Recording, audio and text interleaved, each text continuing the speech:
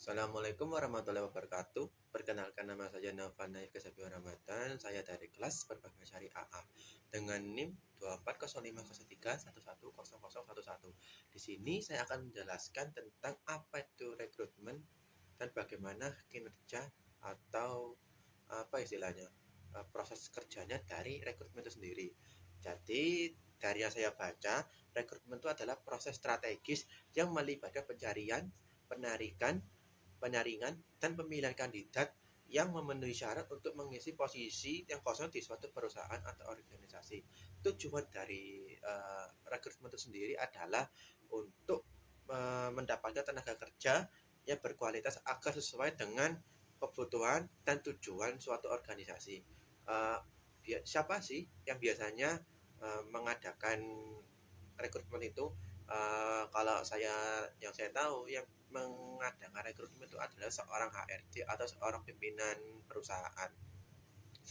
Nah, bagaimana rekrutmen itu ada? Biasanya rekrutmen ada itu adalah itu ketika ada suatu job desk yang kosong dan itu perlu diisi oleh tenaga kerja yang sesuai dengan bidangnya itu sendiri. Kita ambil contoh rekrutmen CS itu biasanya CS itu customer service ada di bank. Kita ambil contoh di bank itu pasti dalam rekrutmen itu ada syarat-syarat itu sendiri. Syaratnya ya seperti berpenampilan rapi, mampu berkomunikasi dengan baik, lalu apa ya? Ya itu sih yang saya tahu.